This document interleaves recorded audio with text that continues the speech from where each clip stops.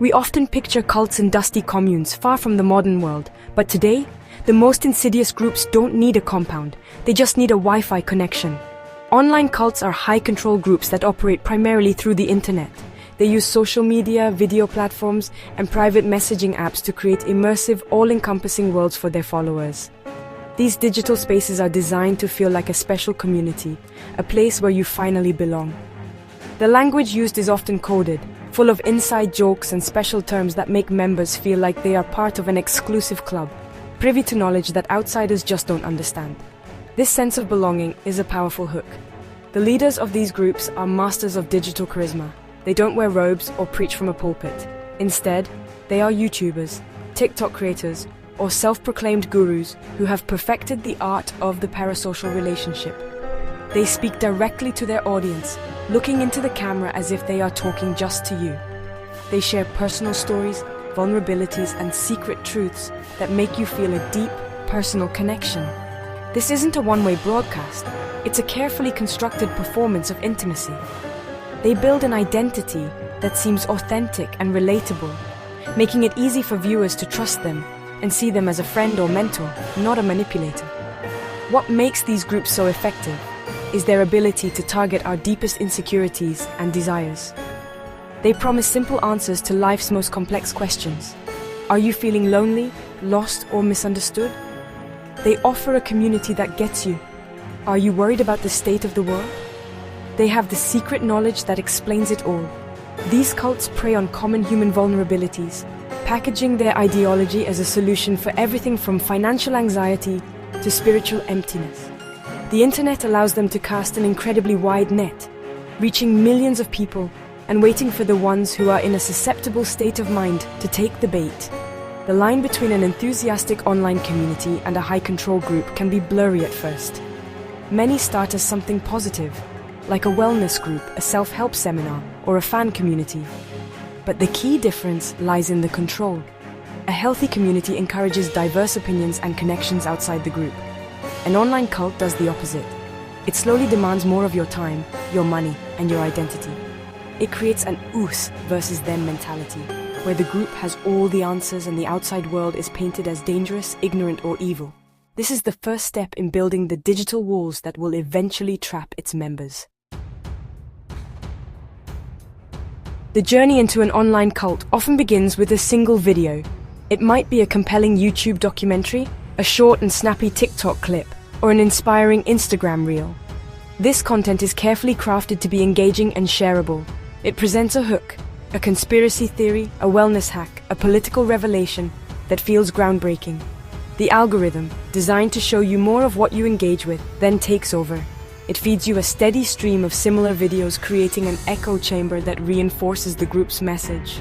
Before you know it, you've spent hours watching, and the ideas that seemed strange at first are starting to sound plausible, even logical. Once a person is hooked on the content, the next step is to move them from a public platform to a private one. The leader will frequently say things like, "If you want the real truth, the stuff I can't say on here, join our private Discord." This move is crucial for control.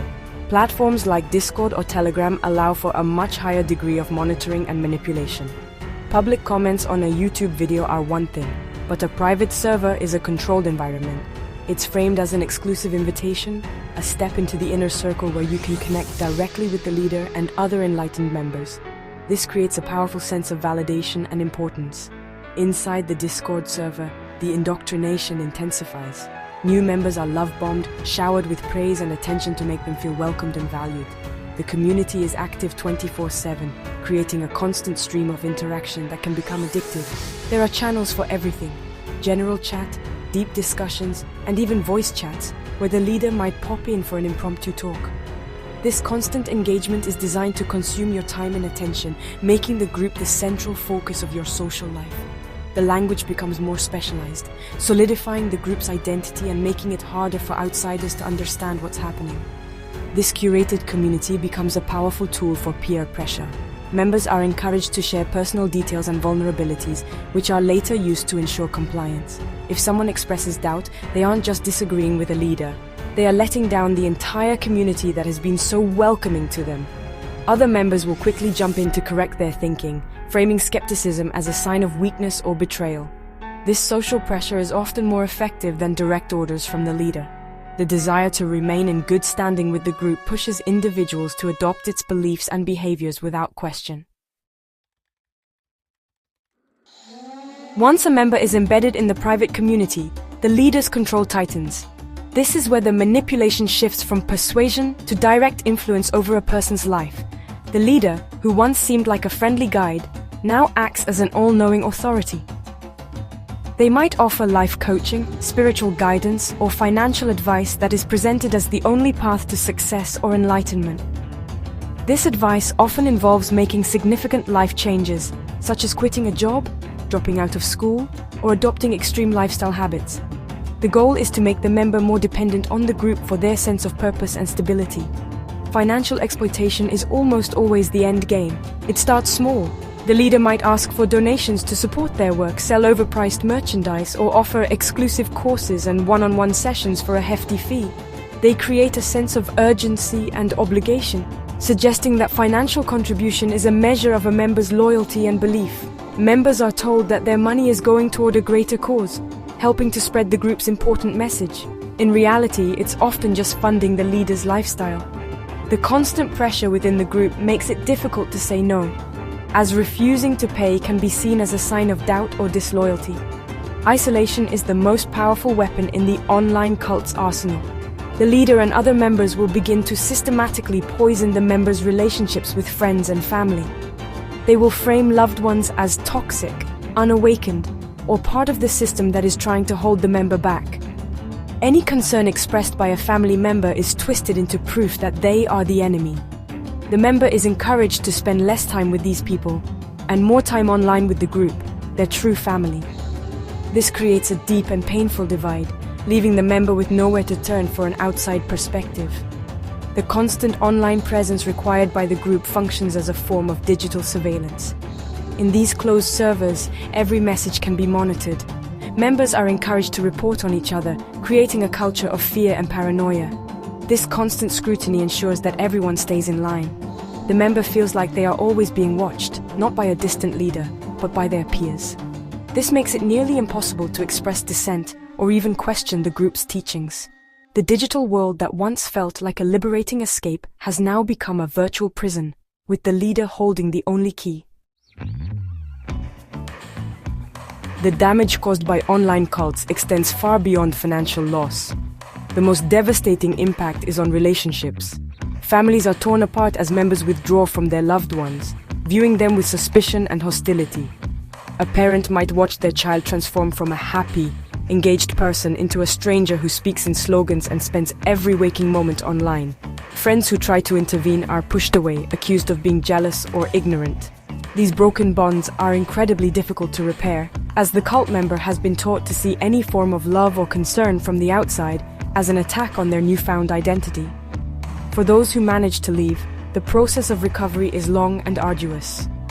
They are often left with a profound sense of shame, confusion, and loneliness. The community that once gave them purpose is gone, and they may have burned bridges with everyone who could have supported them.